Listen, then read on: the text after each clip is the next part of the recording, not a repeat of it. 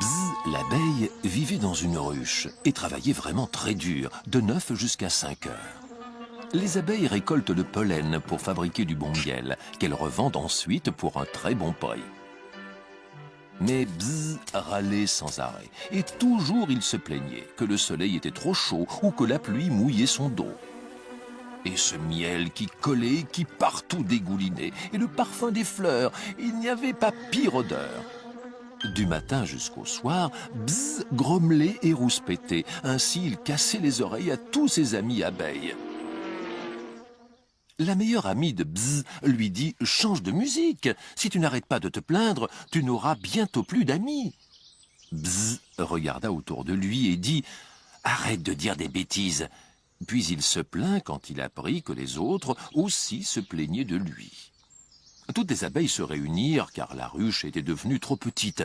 Alors la reine prit une décision. « Nous allons nous trouver une autre maison. » Elle envoya 2 éclaireurs à travers les champs de fleurs à la recherche d'un bel emplacement pour y construire une ruche plus grande. Ils revinrent voir la reine et firent une danse assez longue pour décrire avec précision l'endroit qu'ils avaient découvert. « Qu'ils ont l'air bêtes !» marmonna Bzz, qui faisait la tête. « Ils n'ont rien à raconter et savent même pas danser. Et puis déménager la ruche, alors là, moi je refuse. Déplacer une ruche, il n'y a pas plus fatigant. Et la reconstruire, c'est encore moins marrant. » Mais déjà, les abeilles s'affairaient à préparer tous les paquets pendant que la reine leur criait « Dépêchons, allez, allez !»« Est-ce que tout le monde est là ?» demanda-t-elle avant le départ.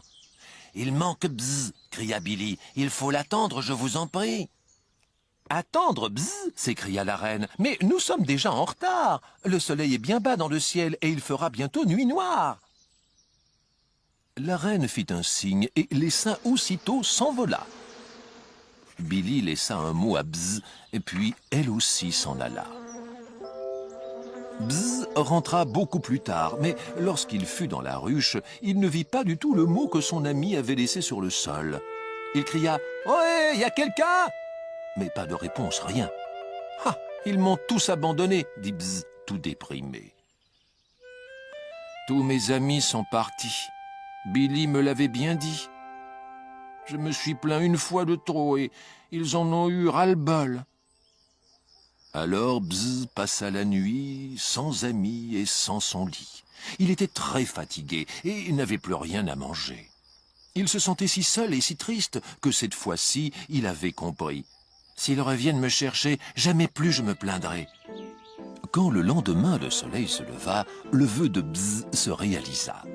Billy était revenu le chercher et ensemble ils s'envolèrent vers une toute nouvelle ruche, très haut, dans un arbre perché, avec chambre et salle de bain pour chacune des abeilles. Mais Bzz restait silencieux, aussi muet qu'une carpe. Alors Billy lui demanda « Tu aimes?